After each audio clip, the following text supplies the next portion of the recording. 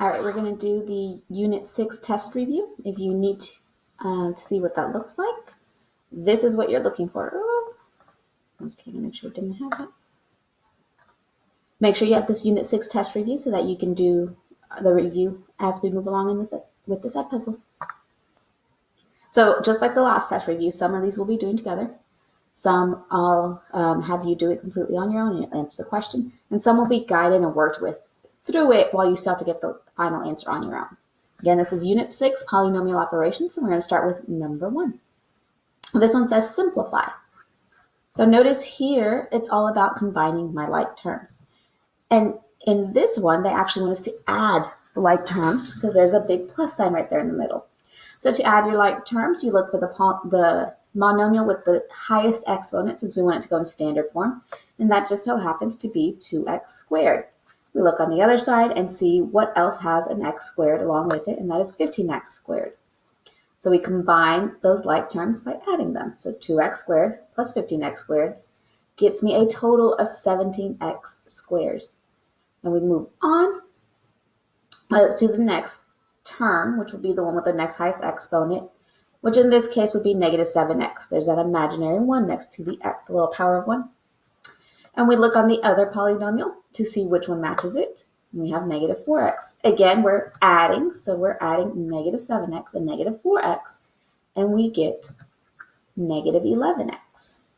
And lastly, in standard form, we always end up with the constants, meaning the number without the variable last. So 6 and 2 combine, which means add, and we get 8. So as a final answer, I put those trinomials together as one expression of 17x squared minus 11x plus 8. Okay, let's move on to number 2. Number 2, I want you to try. However, notice here we have a minus sign. Still looking for the same terms, but instead of adding them this time, you will be subtracting them. So we'd start off with the squared terms and make sure you subtract them. Okay. Number 3.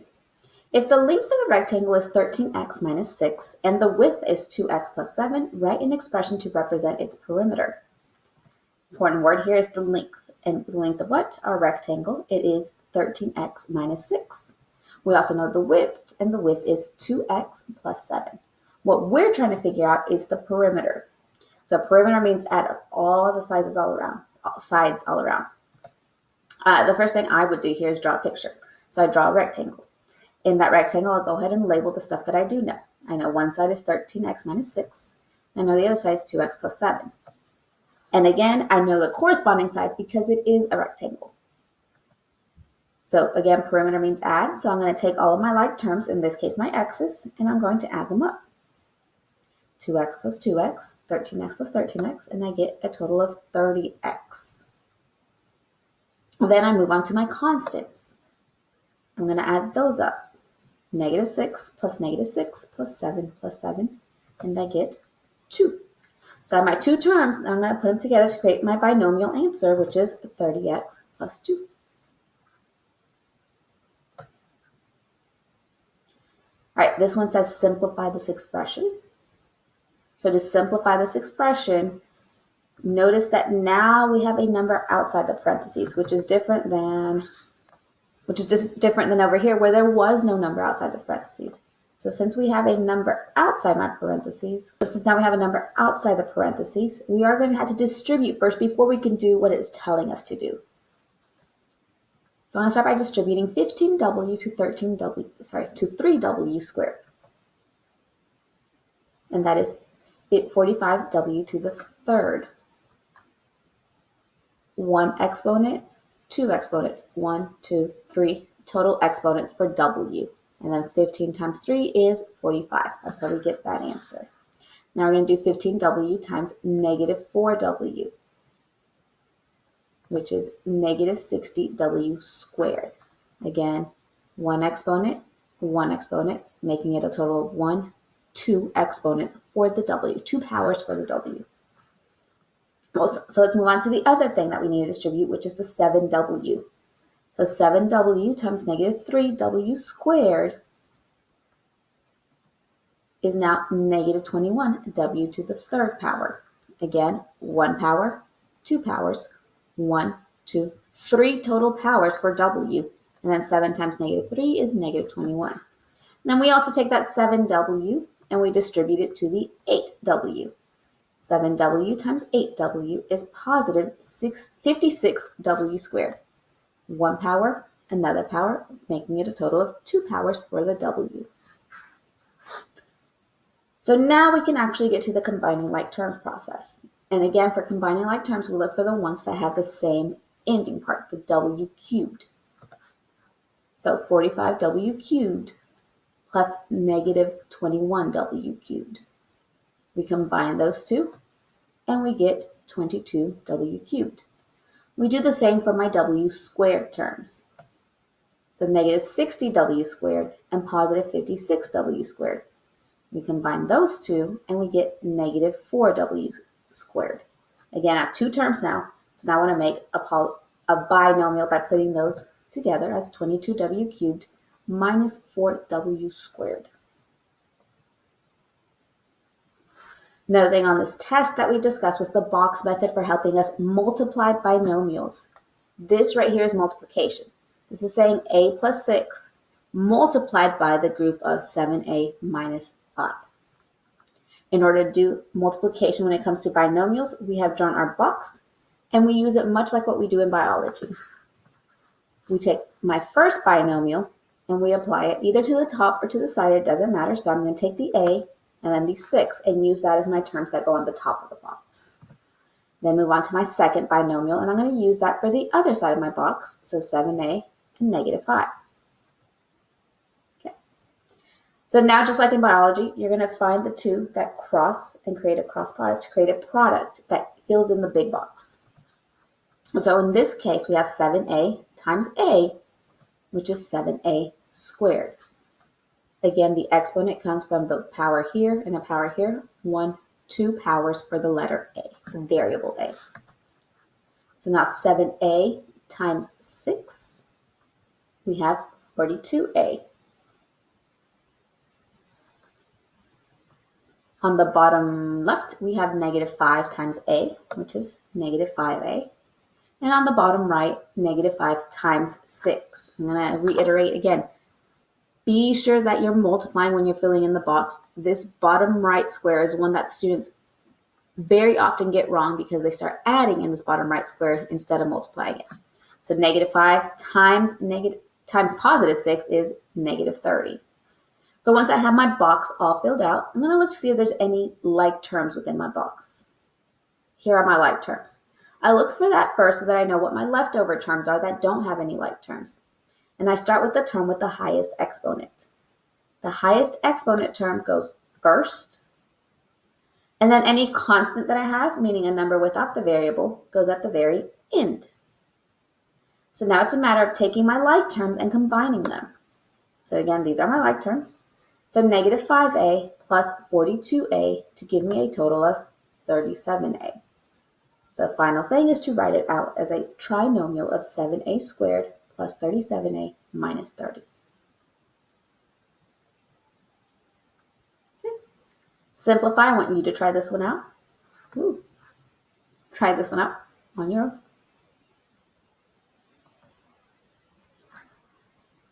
Then we also get to when we start doing a 2 by 3 box, so a binomial by a trinomial. We just create a box that's slightly bigger, so now it has enough to fit 2 for my binomial and 3 for my trinomial. So this is going to be a guided one. What term am I going to put here? And here. Now that we've figured out the left side, let's figure out my top. What term goes on the top? First one on top. Second one on top. And last on top. So now that you have your, the outline of your box done, let's start filling in the inside of the box. Figure out your products so that you can give me the answer that goes in each box. We're going to start with the top left box. What about the middle box? Now the right box on top. We're going to move to the bottom row. What goes on the bottom left? Bottom middle. And lastly, bottom right. Just like before, go ahead and look for those like terms. Circle them. Okay. Put your lonely terms framing your final polynomial. What goes first? What goes last? Combine your like terms and fill out your final polynomial as your answer. All right, number 8. If the side length of a square could be given with the expression 3x plus 8, write an expression to represent the area.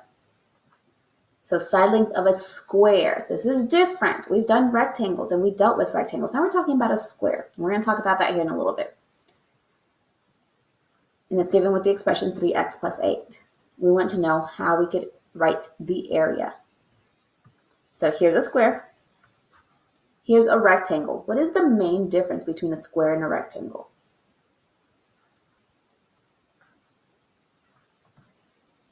All right, if you let me know that a square has 4 even sides, you are correct. So all that means is if this side is 3x plus 8, then we know this side is congruent to this side, which means that side is also 3x plus 8. So now I can set up my box to find the area, because an area is length times width. So I'm taking my first side and I'm multiplying it by my second side. Go ahead and fill out your box and give me the final answer. Simplify this one. Notice it's squared, which means I need to take my binomial and multiply it by itself. So go ahead and fill out your box for this problem. Number 10. Same thing, but now we're working with fractions. Use the alpha y equals key on your calculator to work with fractions. It'll save you so much time. If you're working from home, use Desmos.com as your graphing calculator, or on your phone, you can download the Calculate 84 app. It looks just like the calculators we use in class. Don't forget your box. Now we're moving on to simplifying expressions. This is just like what we started with, but now look, it got a little more complicated. We have parentheses and we have numbers outside the parentheses that are not being distributed. So on my first set of parentheses, since there's nothing there, I can include that 1, that imaginary 1 that is always there. And we can go through and distribute it to get 12x and to get negative 9x squared. And then on this other side, we have another set of parentheses. So I'm going to do the same thing. I don't see a number right outside the parentheses. Yes, this 10 is here, but that is not what's getting distributed. I look right outside the parentheses and there's that imaginary 1. This time, however, it's a negative 1. So I'm going to take that negative 1 and distribute to the inside to get negative 8x and negative 5. My other terms that I did nothing with, I go ahead and bring down to work with here in a little bit. So now I would like you to take the time to just go ahead and combine your like terms to get your answer. All right, here's another one for simplifying expressions. Again, it's starting to get more complicated. So now we're going to move on to PEMDAS. In PEMDAS, remember P is for parentheses, and all that means is inside the parentheses. Is there anything that can be done to simplify this? The answer is no. You cannot simplify this any further. We have 9 R's and then the actual number 11. We don't know what R is, so there is no way to take away 11 for some number that we don't know yet. So again, can you simplify anything in there? No. So parentheses is pretty much done. So next we have E for exponent, and we have this exponent of 2. Since we have an exponent, we can go ahead and actually do the math to get rid of my exponent. And that math is take 9r minus 11 and multiply it by 9r minus 11. So now we're squaring the binomial. Use your box method to find out what that trinomial is. You should have gotten 81r squared minus 198r plus 121.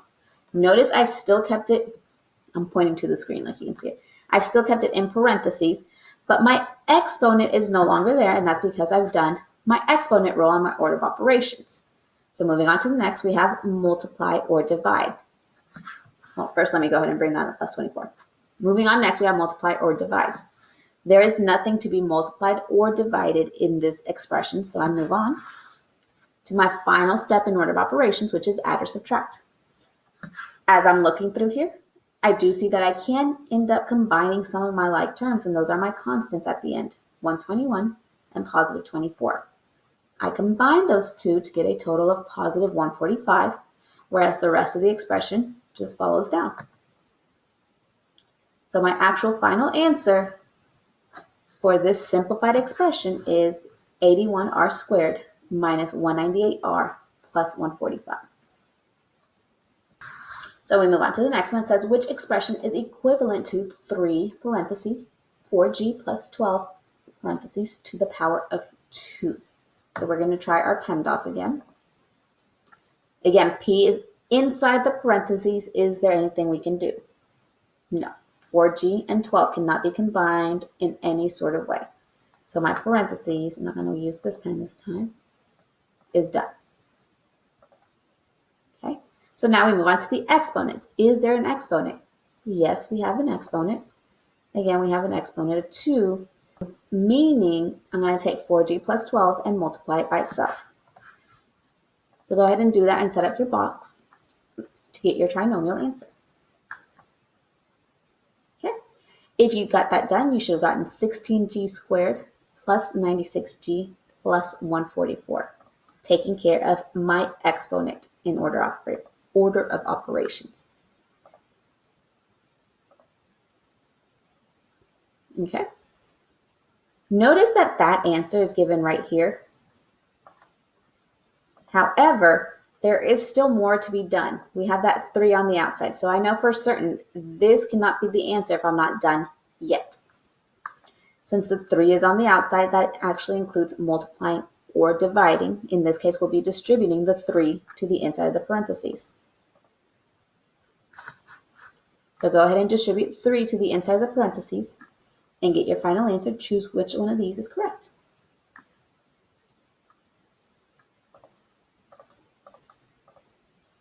All right, to guide you through this one, first thing you're looking for is inside the parentheses, can you simplify anything? Once you figure that out, move on to your squared term. What does it mean to square this binomial? You should have gotten a trinomial answer. Once you got the trinomial answer, so we've done parentheses, we've done my exponent, which was the square.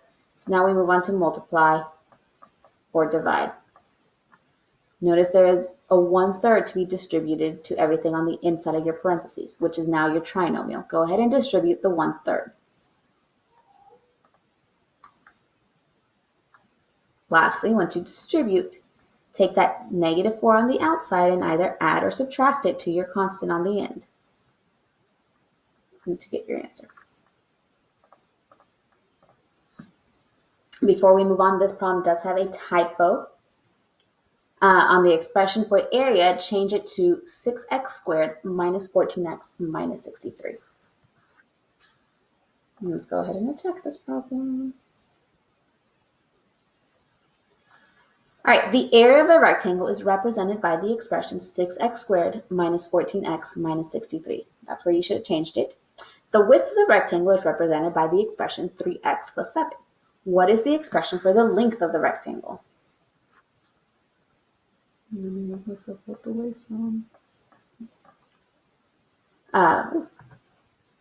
So we know the area is 6x squared minus 14x minus 63. And we know the width is 3x plus 7. What we're trying to find is the length. So I draw my picture where I know the area is 6x squared minus 14x plus 63. And I know one of my sides is 3x plus 7. So now, since I know one of my sides but not the other, we're kind of going to go in a reverse box method. So I start by setting up my box. I only know one of the sides, which is going to be 3x plus 7. But I do know how to fill in the inside of my box because the inside gets me my final trinomial answer, which in this case, they already gave us as 6x squared minus 14x minus 63. My x squared term first goes in the top left box. And then my constant, your number without the variable, goes in the bottom right box. Okay? So now it's our job to figure out what times 3x is going to give me 6x squared. Since there's a 2 with the x, I know it's going to be with an x term. And then what times 3 gives you 6? 2x. So now I move on to fill on the bottom left-hand side. What times 7 is going to give me negative 63? Now, it has to be a negative number because a positive times a negative is what gets me a negative. And in this case, it's going to be negative 9. So, once I have that figured out, I want to check to make sure it does, in fact, work out to give me my middle term of negative 14x. Remember, we get that middle term by combining my like terms. So I'm going to go ahead and do 2x times 7 to get my top right box, which is 14x. And I'm going to do 3x times negative 9 to get my bottom left box, which is negative 27. I now take those two terms because they're like terms, and I'm going to add them. And that gives me negative 14x, which, look at that, is exactly what I need it to be for my middle term. So it checks out. Therefore, my missing side length is 2x minus 9. All right, we're moving on to X puzzles. We've worked with these and you've had them for homework already. However, we haven't taken the actual time to talk about them entirely in class. So for an X puzzle, you're given two numbers. So then your job to figure out the other numbers that you need to complete the puzzle. When you're given the top and the bottom number, note that in order to get your top number, it's two numbers that multiply to give you the top number. So I need to find two numbers that give me 105 when I multiply them. In other words, the factors of 105. And at the same time, those two factors need to add to give me 22. Okay? 105 is a pretty big number. I could sit here and try to figure it out by hand or type all the numbers in the calculator over and over again. However, your calculator can do most of that work for you. If you go to the y equals and you type in 105 divided by x, you bring up the table to get a table of factors and you look at your whole numbers only. So this is a table I got from Desmos. So it's going to look a little different than what you might see on your calculators when you're doing it on your handheld. So I just picked out my whole numbers that I got once I brought up the table. And in these whole numbers, all of these are factors of 105. So all of these are going to multiply to give me 105. So my job now is to figure out, well, which ones add to give me 22? And I go through my whole list, and 7 plus 15 gives me 22. So those are my magic factors. And that's how I completed the puzzle. All right, here's number 17, same idea. Except this time, if you want to, notice that on the bottom, when I add, I have a negative number. The only way to get a negative number when adding is that at least one, it could be two, but at least one of your factors has to be negative. So I'm going to go ahead and place a negative, knowing that one of my numbers has to be negative. However, when I multiply, my answer is a positive 50. I know I for sure have one negative. In order to make it positive when multiplying, I need to have another negative. A negative times a negative makes a positive. So my other side is also going to be negative. Okay. So just like before, to make this easier on yourself, go to the calculator, go to y equals and type 50 divided by x. Bring up the table to get a table of factors and only worry about your whole numbers. And I only look at the positives and go down from there. So I start from 1, and go down. So these were the whole numbers that I saw were factors of 50. And now you're looking to see which ones add to give you negative 15, but none of them are going to add to be negative 15 since we already took the negatives into account, just which ones add to give you 15. So 5 and 10 making my factors -5 and -10. All right, number 18, same idea. Let's look at it. On the bottom, we see that we get 3 when we add, and it's a +3. This means that one of my numbers is positive, and that's the biggest factor is positive when I'm working out my puzzle. But then I notice, well, my top number, my product, is negative. In order to get a negative when multiplying, you need to have one negative and one positive. And negative times a positive is a negative. So I know for sure one of my answers is going to be negative. Same as before, type in your calculator and only worry about your whole numbers. List that out. Those are all my, excuse me. Those are all my whole numbers.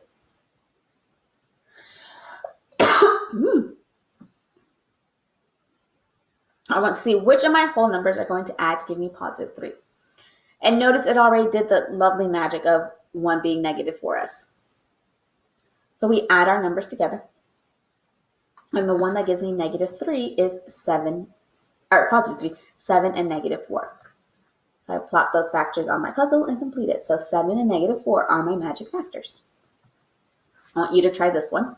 Remember to type in 104 divided by x into y equals on your calculator. And just bring up the table of factors. Only look at your whole numbers and see which of those magic factors are going to add to give you 21. And that's it.